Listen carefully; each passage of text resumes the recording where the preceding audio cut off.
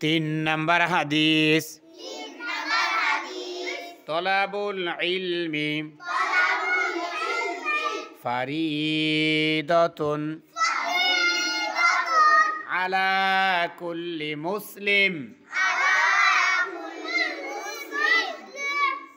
নবীজি সাল্লাল্লাহু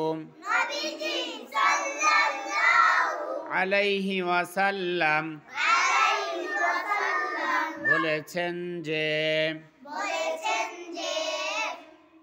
তোমাদের মধ্যে দ্বীনি ইলম শিক্ষা করা প্রত্যেক মুসলমানের উপর ফরজ।